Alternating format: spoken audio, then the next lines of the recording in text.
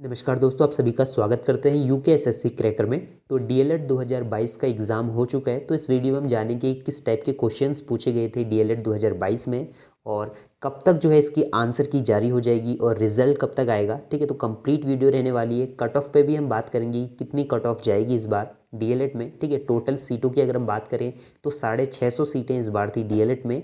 तो चैनल में अगर आप नए हैं तो चैनल को आप ज़रूर से सब्सक्राइब कर लीजिए, क्योंकि सबसे पहले अपडेट आपको मिल जाएगी। ठीक है, तो पूरा क्वेश्चन पेपर देखेंगे किस टाइप के क्वेश्चंस आए थे। जहाँ तक है 200 नंबर का ये क्वेश्चन पेपर रहा था, 2.5 घंटे का इसमें टाइम मिला था। ठीक है, तो एग्ज़ाम पैटर्न काफ़ी इजी था। जनरल नॉलेज के जो क्वेश्चंस थे वो काफ़ी सिंपल पूछे गए थे। जो अभी तक कैंडिडेट्स मिल रहे हैं, ठीक है, जो उनका स्कोर पता चल रहा है, तो अभी उनके 150 से अबव, ठीक है, तो 150 अबव उनके मार्क्स अभी रह रहे हैं। ठीक है, तो अभी आंसर की नहीं आई है, तो अभी रफली कह सकते हैं 150 तक अगर आप जनरल के हैं या अनदर कैटेगरी के हैं तो आप अपने को सेफ समझ सकते हैं। ठीक है, तो अभी कट ऑफ पे भी हम डिटेल में बात करेंगे। अभी एग्जाम पैटर्न देख लेते हैं किस टाइप के जो है क्वेश्चन पेपर आया था। ठीक है, तो सबसे पहले आप देख सकते हैं क्वेश्चन पेपर 50 नंबर का आपको इसमें जनरल साइंस दिखेगी। ठीक है, तो जनरल क्वेश्चंस एक बार देख लेते हैं जिसमें कि जनरल नॉलेज के क्वेश्चंस आपको दिखेंगे। पहला प्रश्न देख लेते हैं, भारत रत्न प्राप्त करने वाला प्रथम महिला। ठीक है, प्रथम महिला कौन थी।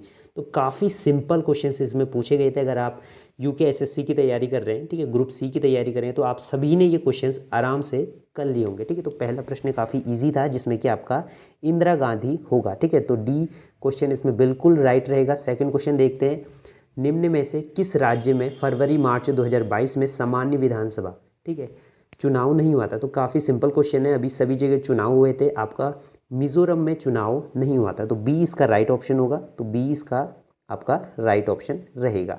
थर्ड क्वेश्चन देख लेते हैं, भारत का राष्ट्रीय आदेश वाक्य क्या है। ठीक है, तो नेशनल मोटो ऑफ इंडिया तो क्या रहने वाला है, सत्यमेव जयते। ठीक है, तो ये भी आपको पता होगा, सत्यमेव जयते। ए इसका राइट आंसर रहेगा। चौथा प्रश्न है, उत्तराखंड आदि गुरु शंकराचार्य की समाधि कहाँ पर स्थित है। तो ये आपकी केदारनाथ में स्थित है। ठीक है, तो उत्तराखंड के सभी कैंडिडेट्स को पता होगा कि कहाँ पे क्या है, तो ज़्यादा दिक्कत आपको नहीं होगी। फिफ्थ क्वेश्चन देख लेते हैं, pneumonia disease affected which part of human. तो निमोनिया आप सभी को पता है कि फेफड़ों में जो है पानी भर जाता है। ठीक है, तो ये आपको अफेक्ट कहाँ करती है, लंग्स में करती है। तो सी इसका आपका जो है राइट आंसर रहने वाला है। देन नेक्स्ट क्वेश्चन देख लेते हैं, Afghanistan was the part of India during the region of which of the following king. ठीक है, तो निम्न में से किस राजा के शासनकाल में अफगान भारत का अंग था। ठीक है, तो ये आप देख सकते हैं। इस प्रश्न का उत्तर आप लोग कमेंट बॉक्स में दीजिएगा। ठीक है, तो ये आपका आप बताएंगे इसका आंसर। ठीक है, तो इसका राइट आंसर आपको बताना होगा। 7 क्वेश्चन देख लेते हैं, गोल्डन एरा, ठीक है, golden age of Mughal painting was the period which of the following empire. ठीक है, तो ये आपको जहांगीर पीरियड रहेगा। ठीक है, तो इसका सी इसका जो है राइट आंसर रहने वाला है। जो स्वर्ण युग कहा गया था वो किसके शासनकाल में कहा गया था, जहांगीर के शासनकाल में कहा गया था। सिखों के अंतिम गुरु कौन थे। ठीक है, तो ये आपके गुरु गोविंद सिंह। ठीक है, तो लास्ट क्वेश्चन आप लास्ट ऑप्शन जो है इसका राइट आंसर रहेगा, डी इसका जो है राइट आंसर रहेगा। 9th क्वेश्चन देख लेते हैं, भारत आने वाले प्रथम यूरोपियन कौन थे। ठीक है, तो वास्को डिगामा थे। तो इसमें जो है वो आए थे कहाँ से, वो पुर्तगाल से आए थे। ठीक है, तो डी इसका जो है राइट आंसर रहने वाला है। 10वां प्रश्न देख लेते हैं, राजा राममोहन राय ने किस साप्ताहिक का प्रकाशन शुरू किया था। तो पहला जो है इसका राइट आंसर रहेगा संवाद कामुंदी। ठीक है, तो ए इसका राइट आंसर रहने वाला है, संवाद कामुंदी। ठीक है, तो ए इसका आपका जो है 10वें का राइट आंसर रहेगा। 11वां क्वेश्चन देख लेते हैं, विच ऑफ द फॉलोइंग है लार्जेस्ट एरिया ऑफ अंडर, ठीक है, परमानेंट फॉरेस्ट। ठीक है, तो किस राज्य में सर्वाधिक स्थायी वनों का क्षेत्रफल है। ठीक है, तो इसका जो राइट आंसर रहेगा वो डी रहने वाला है, अरुणाचल प्रदेश। ठीक है, तो डी आप जो है इसको राइट ऑप्शन में टिक कर सकते हैं। ठीक है, तो डी इसका राइट आंसर रहने वाला है। 12th क्वेश्चन देख लेते हैं, निम्नलिखित में से किस साम्राज्य की राजधानी को आगरा से दिल्ली, ठीक है, शिफ्ट किया गया था। तो देख सकते हैं आपको अकबर, जहांगीर, औरंगजेब, शाहजहां। ठीक है, तो इसका जो राइट आंसर रहेगा वो आपका सी रहेगा। औरंगजेब ने जो है अपनी राजधानी को जो है आगरा से क्या कर दिया था, दिल्ली की तरफ को शिफ्ट कर दिया था। 13वां क्वेश्चन देख लेते हैं।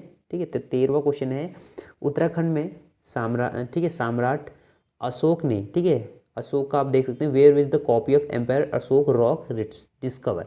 तो ये आपकी जो उनने कॉपी करी थी, एक प्रति कहाँ मिली थी। ठीक है, तो उसकी शिलाओं की प्रति जो मिली थी आपको देहरादून में मिली थी, कालसी, ठीक है। तो कालसी जगह थी जो वहाँ आपको जो है उत्तराखंड में copy of emperor Ashok rocks, ठीक है, तो डिस्कवर्ड वहाँ हुई थी, ठीक है। तो आप हिंदी में एक बार अच्छे से देख लेना, तो हिंदी में आप पढ़ सकते हैं, वहाँ इसकी मिली थी। ए इसका जो है राइट आंसर रहेगा।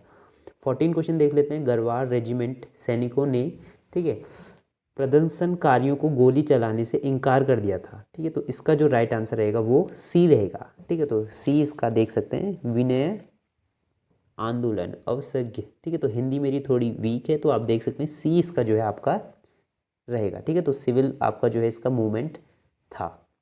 15 क्वेश्चन देख लेते हैं। निम्नलिखित में से औसत, ठीक है, तो तापमान में वृद्धि का कौन सा संकेत होगा, ठीक है। Which of the following could indicate as increase in the average global temperature, ठीक है। तो जो ग्लोबल वार्मिंग होती है तो किस कारण से हो रही है, ठीक है। तो इसका जो राइट आंसर रहने वाला है वो होगा आपका बोथ ए एंड बी, दोनों से, ठीक है। तो इसमें आप देख सकते हैं ए और बी, ठीक है। तो आंसर्स आप देख सकते हैं एन एक्सपेंशन ऑफ ग्लेशियर्स, ठीक है, और बी आपका जो है a rise of sea level, ठीक है। तो आप ये अच्छे से पढ़ लेना। तो इसका राइट आंसर आप अगर आपने डी करा है तो डी इसका बिल्कुल सही आंसर रहेगा।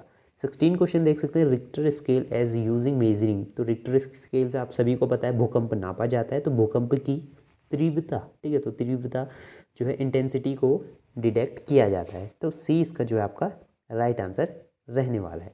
17 क्वेश्चन देख लेते हैं।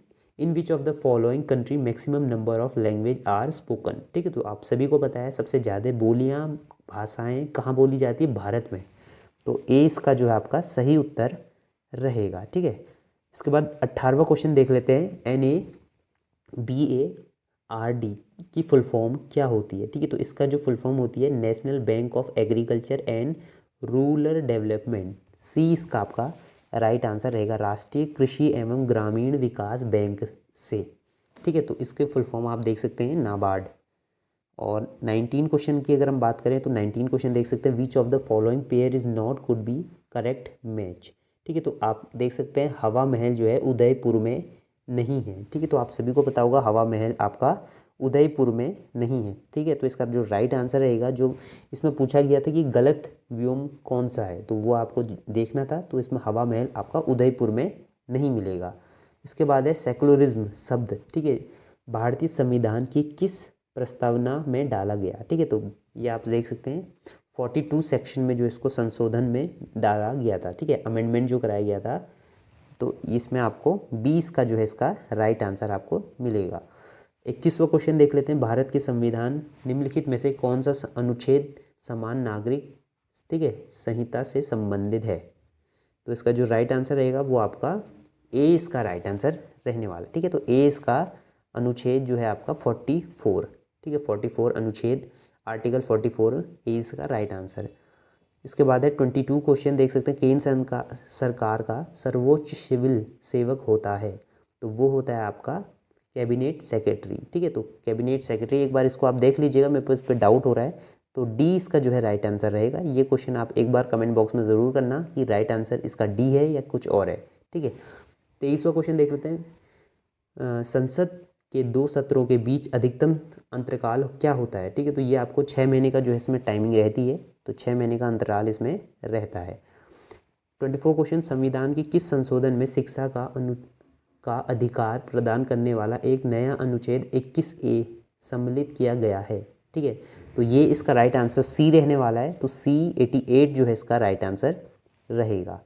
ऑर्गेनिक भोजन मानव स्वास्थ्य के लिए सर्वोत्तर माना गया है क्योंकि, ठीक है, तो इसमें जो है आपका फर्टिलाइज़र नहीं होता है, केमिकल फर्टिलाइज़र, तो इसका जो राइट आंसर रहेगा बी इसका राइट आंसर रहेगा, ठीक है। तो बी इसका अगर आपने करा है तो आपका बिल्कुल सही होगा।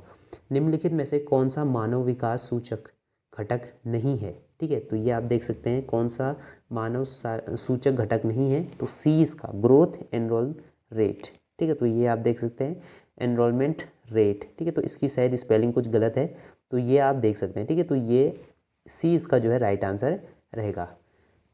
27 मुद्री इन्फ्लेशन इस, ठीक है, ये आप देख सकते हैं कॉज बाय, किससे कॉज होती है, increasing in supply of goods, माल की आपूर्ति में वृद्धि, तो ये इसका जो है ए इसका जो है राइट आंसर इसमें रहता है। ठीक है, तो ये आपके इकोनॉमिक्स के कुछ क्वेश्चन इसमें ऐड ऑन करे हैं। 28 question, the maximum concentration of ozone is found to be following. ठीक है, तो काफ़ी कैंडिडेट्स ने इसमें क्या करा था, ए इसका राइट आंसर कर दिया, लेकिन जो इसका राइट आंसर है वो आपका सी रहने वाला है। ठीक है, तो अगर आपने सी करा है, स्ट्रेटोस्फेयर करा है, तो आपका सही आंसर रहेगा। नेक्स्ट क्वेश्चन देख लेते हैं, most of the biodiversity rich area in India. ठीक है, तो कहाँ पे सबसे ज़्यादा जैव विविधता देखी जाती है, वो आपकी पश्चिमी घाट। ठीक है, तो पश्चिमी सी इसका जो है आपका राइट आंसर रहेगा। 30वां क्वेश्चन, भारत की सबसे लंबी अंतर्राष्ट्रीय सीमा किस देश में है, वो है आपकी बांग्लादेश में। ठीक है, तो ये काफ़ी सिंपल क्वेश्चन इसमें पूछे जाते हैं। निम्नलिखित में से कौन सा अम्ल वर्षा का प्रमुख कारण है, तो नाइट्रोजन ऑक्साइड। ठीक है, तो नाइट्रोजन ऑक्साइड इसमें जो है रहेगा, तो इसका जो है बी इसका जो है ऑप्शन सही रहेगा। ठीक है, तो इस क्वेश्चन में भी मेरे को डाउट लग रहा है, तो एक बार आप ये चेक कर लेना। ठीक है, योग दर्शन के प्रतिपादक हैं। ठीक है, तो पतंजलि जो है आपका इसके प्रतिपादक हैं। ठीक है, तो आप योगा के जो प्रतिपादक हैं आपके, डी इसका जो है राइट आंसर रहेगा। 33वां क्वेश्चन, कौन सा देश पवनों का देश कहा जाता है। ठीक है, तो डेनमार्क जो है इसका पवनों का देश कहा जाता है, तो B is a right answer. 34, सबसे कठोर प्राकृतिक पदार्थ। ठीक है, सभी को पता है हीरा, डायमंड जो होता है सबसे हार्डेस्ट मटेरियल होता है। ठीक है, तो ये आपका डी हो गया, नहीं ए हो गया हीरा। इसके बाद है मानव जब यूवी किरणों से अधिक प्रभावित होता है। ठीक है, तो जो सबसे ज़्यादा जो प्रभावित हो तो उसे मतलब तब क्या क्या हो सकता है, तो उसको क्या रिजल्ट सामने आ सकते हैं। जो ये यूवी रेज होती है वो एक्सटर्नली जो है पैराबैगनी रेस कहते हैं जिनको। ठीक है, तो यूवी अल्ट्रावायलेट रेस, तो आपको इम्यूनिटी आपकी कम हो सकती है, डैमेज हो सकती है और स्किन डैमेज हो सकती है। ठीक है, क्योंकि ये बाहर से आपको इफेक्ट करेगा, तो आपका जो राइट आंसर रहेगा 1 और 3। ठीक है, तो सी इसका जो है राइट आंसर रहने वाला है, क्योंकि एक्सटर्नली जो है इसको इम्पेक्ट करेगी तो इम्यून सिस्टम आपका वीक हो जाएगा और आपका जो है स्किन कैंसर भी हो जाता है। ठीक है, तो ये आपका जो है राइट आंसर रहने वाला है। 36 क्वेश्चन देख लेते हैं, which of the following statement is not true.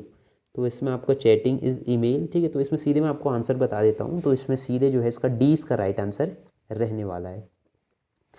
37 थोड़ा कंफ्यूजिंग क्वेश्चन था, वर्ल्ड टीचर्स डे कब सेलिब्रेट कराया जाता है। ठीक है, तो इसका जो राइट आंसर है वो आप देख लेना।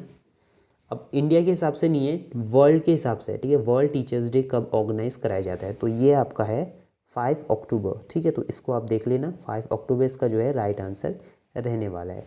विच of the disease is diagnose, ठीक है, बाय एलिसा टेस्ट। ठीक है, तो एक टेस्ट कहा जाता है जिसे एलिसा जांच भी कहा जाता है, तो किस रोग के लिए होता है, उस रोग का नाम है एड्स। ठीक है, ऑटो इम्यून सिस्टम जो डिजीज़ होती है उसको कहते हैं एड्स।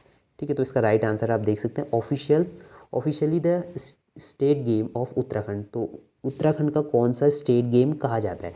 इंडिया की बात करें तो हॉकी है, सभी को पता है, और अगर इसकी बात करें स्टेट की तो उत्तराखंड का फुटबॉल जो है राष्ट्रीय खेल रहेगा।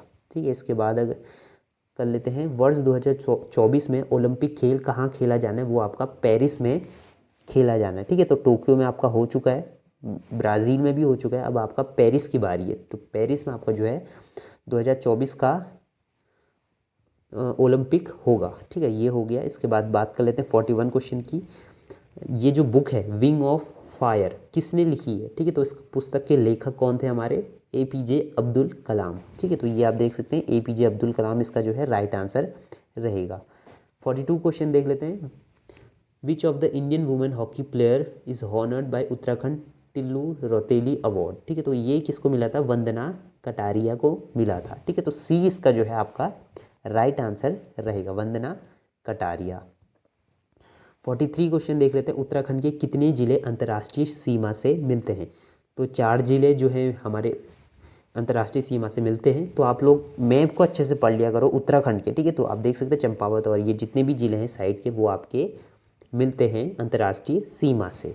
44 क्वेश्चन देख लेते हैं, उत्तराखंड का प्रथम प्रधान सभा अध्यक्ष थे, तो ये आपके प्रकाश पंत थे पहले जो है अध्यक्ष। ठीक है, तो 44 का जो है प्रकाश पंत है, ये इसका राइट आंसर रहेगा। अब एक करंट अफेयर का क्वेश्चन है, तो करंट अफेयर के क्वेश्चन इसमें काफ़ी कम पूछे गए थे, 1 या 2 नंबर के, मतलब 1 नंबर 2 नंबर के क्वेश्चन इसमें देखने को मिले हैं। हाल ही में यूक्रेन के युद्धग्रस्त क्षेत्र में फंसे भारतीय नागरिकों को सुरक्षित वापस के लिए लाने के लिए मतलब कौन सा अभियान चलाया गया था, ठीक है। तो एक रेस्क्यू जो है एक कैंपेन चलाया गया था, तो उस कैंपेन का नाम क्या है सीधे ये बताना है। तो ऑपरेशन गंगा के तहत इनको लाया गया था, ठीक है। तो ऑपरेशन गंगा आप देख सकते हैं, डी इसका जो है राइट आंसर रहने वाला है। 46 की बात करें तो 46 क्वेश्चन है, निम्नलिखित में से किस फसल की खेती सर्वाधिक होती है, ठीक है। तो आप देख सकते हैं सर्वाधिक गेहूं की जो है इंडिया में खेती होती है, ठीक है। तो आप देख सकते हैं और भी चीज़ें हैं, तो इनको आप अच्छे से पढ़ लीजिएगा। निम्नलिखित में से कौन सा खरीफ फसल नहीं है, तो मस्टर्ड, ठीक है। सरसों आपकी जो है इसमें खरीफ फसल नहीं है। 48 क्वेश्चन की बात कर लेते हैं, भारत की सिलिकॉन वैली, तो ये आपकी बेंगलुरु है। तो बेंगलुरु जगह जो है इसका जो है राइट आंसर रहेगा। 49 क्वेश्चन की बात करें, निम्नलिखित में से बिजली का उत्पादन सबसे अधिक किससे होता है, स्रोत की बात करें, ठीक है। तो जनरेशन किससे होता है, वो आपका थर्मल पावर प्लांट, ठीक है। तो सी इसका जो है राइट आंसर रहेगा। 50 क्वेश्चन देख लेते हैं, भारत में विदेशी, ठीक है, तो ये who maintain the foreign exchange reserve in India, तो आप लोगों को पता है आरबीआई होता है, ठीक है, भारतीय रिजर्व बैंक। हिंदी में आप पढ़ लीजिए, भारतीय रिजर्व बैंक इसका जो है सही उत्तर रहेगा, ठीक है। तो हमने जीएस के सारे 50 क्वेश्चन सॉल्व कर दिए हैं, ज़्यादातर सभी क्वेश्चन सही होंगे। अगर एक आधे गलत होंगे तो आप लोग जो है कमेंट बॉक्स में ज़रूर बताना कि गलत है, और आगे के क्वेश्चंस भी हम आपके लिए जल्द से सॉल्व करके लाएंगे। तो आप लोग कमेंट बॉक्स में अपने कट ऑफ मार्क्स ज़रूर बताना, आपके कितने स्कोर आप कर पा रहे हैं, ठीक है। तो वो आप ज़रूर कमेंट करिए। रीजनिंग की जो है पीडीएफ भी हम आपको प्रोवाइड कराएंगे, तो चैनल में आप बने रहिए। रीजनिंग के क्वेश्चंस भी आपके लिए जल्द से ये सॉल्व करेंगे कि किस टाइप के जो है क्वेश्चंस आए थे। तो जल्द से जल्द आप इनके जो है पीडीएफ आपको मिल जाएंगे टेलीग्राम लिंक में। रिजल्ट कब तक आएगा उसके अपडेट भी हम आपको दे देंगे।